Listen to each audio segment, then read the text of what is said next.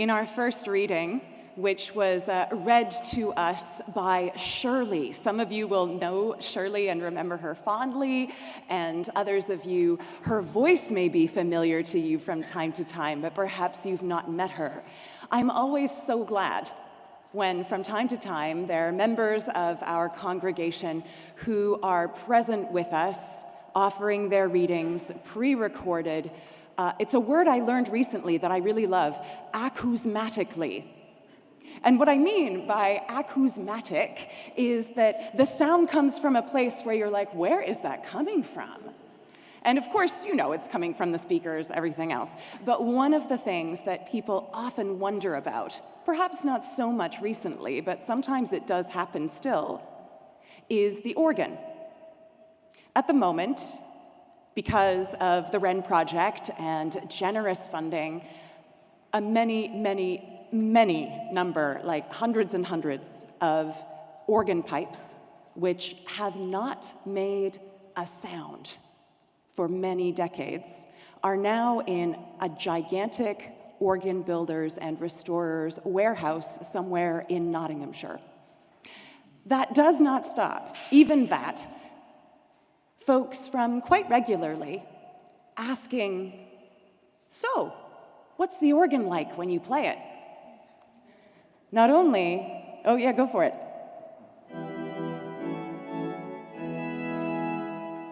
That sounds very nice, but notice that he's playing over there, and it's because actually it's like a digital electric organ, and the speakers are over there. One day, not so long from now, actually quite a long time from now, the organ, as it was, as it is, will return, voiced new, and also voiced as authentically itself. We also have our new south door, which is itself a little bit like the organ in the organ case, not really new, because it is a 17th century-ish design, reimagined for our present, for the future, which was based on what Christopher Wren not only wanted, but what he actually got. There was a door for many generations, which, and I say this absolutely loving Victorian art and architecture, I could talk about it for hours, so do not let me, like literally did a PhD about it, don't let me get overexcited about Victorian architecture. I cannot, not right now. I have other things to do right now, maybe later.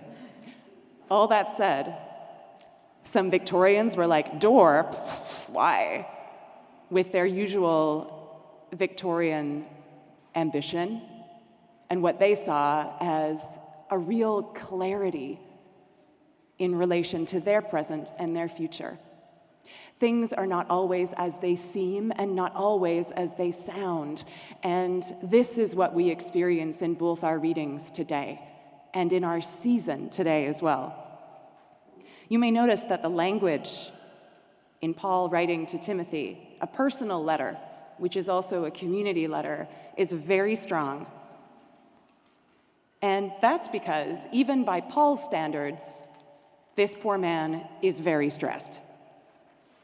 He is under enormous pressure. He's incarcerated and terrified, and yet he persists. He has to do something that Paul, if you read a lot of his letters, is really reluctant to do, but he must do because of his life and his travels, his vocation to preach the gospel in season and out of season. He's got to delegate. And he's got to delegate to a guy who he dearly loves, but where he also is thinking and praying and hoping, I hope he gets it right. So if you have ever struggled with, I don't know, relinquishing control over something to another human being, even though they are close to you and they love them, and you love them, friend and colleague, this is partly under deep pressure, what we experience in Paul today. Do your best. Do your best to present yourself to God as one approved by Him. Sometimes we don't think about tone so much. And sometimes, a little bit like in an email or in a WhatsApp message, it's hard to tell what is the tone of this. Do your best. to present yourself to God as one approved by him. And I love that line because it reminds us, a little bit like at the beginning of our small passage from a longer and from quite a complicated and sometimes controversial letter, which is good controversy. It means that we can question it, be curious about it. I really love this because Paul is not saying, work hard and God will love you. Paul is not saying, you must do all the things I tell you and then you will avoid God's wrath, judgment, and anger, as well as my own. He's saying here, do your best to show forth in your life who God already knows you are, because as a cherished, infinitely beloved, infinitely blessed person with a job to do, trust God, walk in the light, do what you can.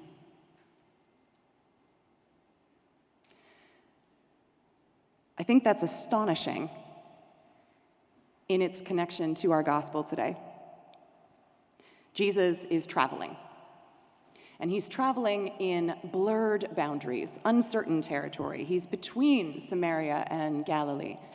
There are a whole bunch of people for whom the priests, as it were, the temple, Judaism, is their center of spiritual, of communal gravity.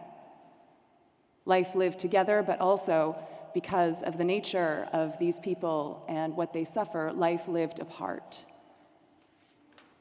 And there are also a number of people where that isn't their tradition, and as a result, as a Samaritan, this person is doubly apart.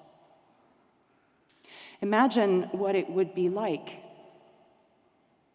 to be someone who trusts and cherishes God, and yet is doubly apart and has not been part of the intensity as well as the glory of that community.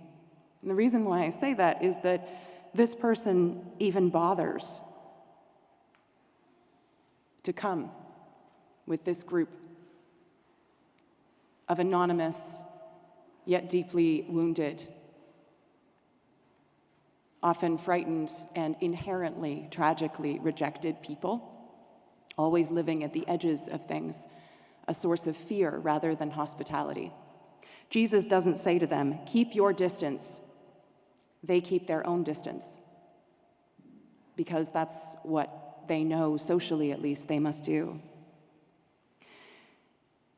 And yet, Jesus can hear them. And he says, okay, go and be with the religious leaders who do the thing they do. Go there. What might it have been like for someone for whom that is, to say the very least, not okay? To be told by someone who they trust and love, but who is mysterious and strange and saying things that don't make sense and doing things that are so glorious but that also don't make sense. They leave him, they wander away, and at that point, perhaps as he drifts from their sight, they are exactly as they were before. Changed but not yet aware of the nature of the transformation. The big plan is go to a place that is scary for you, where you have experienced spiritual and social rejection your entire lives because of the condition that you have, or at least part of your life. Go and spend time with them and see what happens. That must have sounded, to say the very least, like a terrible idea. A really, really bad, dangerous, awful idea. And it is on the way. They don't have to get there. They don't know that yet. Excellent dramatic irony. Imagine this as a film. It is on the way through this strange territory of uncertainty that they find themselves transformed, whole, not just body restored, but dignity restored. They know in themselves, in this broken world of misunderstanding, of fear, that in that transformation, They never have any reason, ever, to be ashamed, to be humiliated, to be rejected, to be disrespected ever again. That, in a way, though, is simply affirming what was already true. I stand here, as your priest, saying that at least in this gospel, and rightly so, Jesus is, beneath the surface, in the transformation as well as in the offer, the invitation, the strangeness of the preaching, the teaching, the changing, saying, you don't need like priests and a temple and all that. You don't need that stuff.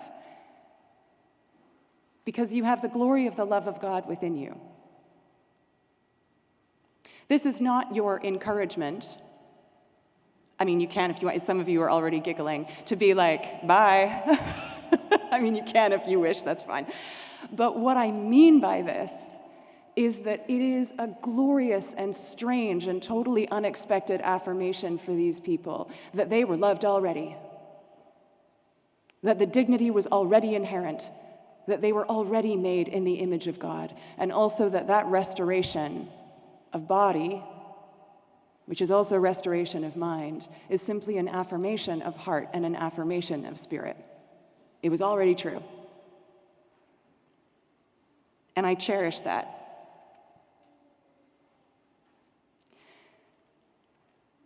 This month, we celebrate and we honor Black History Month in the UK. There is a different theme each year. And this year, it's standing firm in power and pride.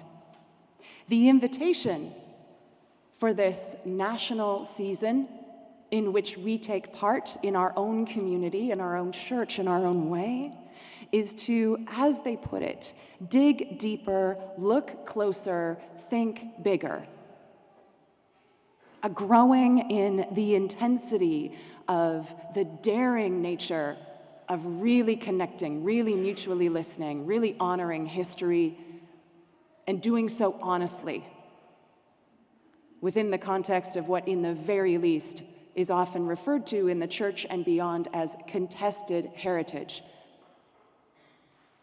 To look deeply, to, as we would put it sometimes, especially where I'm from, to get real. That is a risk, and in so doing, moment by moment, place by place, person by person, we might, as Cole Arthur Riley, the Black author and theologian, often says, inspired by a long, long tradition, we might just get free together, be a mutual key to one another's freedom because of the recognition of the inherent infinite dignity which already abides. We don't have to bring that about in ourselves. We don't have to bring it about or work towards it in any other human being.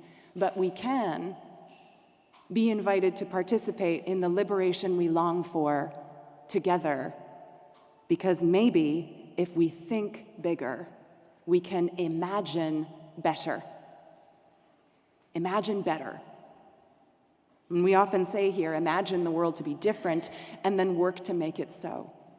And this is a season in which anti-racism, we pray, in which celebration and honoring of people of color, histories and lives lived, as well as the present and the future. No matter who each of us is, no matter our experience, and my experience is being a white Canadian member of a settler family as part of colonial history in Canada. So the notion of oppression in relation to empire is, as for many, part of the history that in my own way I carry too. When we find out about others, asking questions with fewer assumptions, we might just discover something about God within all creation eternally, and if we dare, dwelling already within ourselves.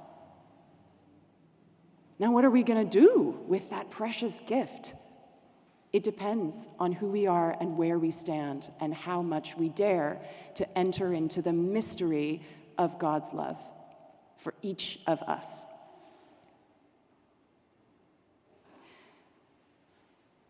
There are, as I mentioned at the beginning, some visitors in our church, and they were made by Tuli Makanjo in Namibia. They spent several weeks languishing in a box. Julie, the gallery director from South Africa, was quite anxious about whether or not they would make it here on time. A team of people, a gallery technician and volunteers and our vergers and building staff, they made sure that this is present for us. The sculptures, the textile as a temporary altarpiece in the side chapel, the cloth on this altar, telling the stories of people who have names, lives, families, pasts. They made sure that this was possible. Get to know these people. Be curious about them in their mystery and in their infinite belovedness, also as a part of the complexity, to say the least, of missionary Christianity and its relationship to colonialism, to empire. These stories are not simple. It is an image of a black Madonna, shell halos, who accompanies us. We should definitely preach from the pulpit more often. We should definitely preach from the pulpit more often. I think we should swap. Do you want to swap? No, not keen. All right. Oh. This is a place, I hope, where each of us gathers from across wherever we have been to worship God together in whatever way that seems to be connecting with us, here and now, at this altar, with this congregation, known and loved and yet mysterious, people we have never met, and yet people who are part of the great cloud of witnesses. That is a gift. And so I encourage you in these images to welcome one another, spend time with them as holy gifts for God's holy people. And so I'm going to end with one of my favorite quotes from James Baldwin, a Black American queer writer who had so much to say about dignity and spirituality. Those who say it can't be done are usually interrupted by others doing it. Amen.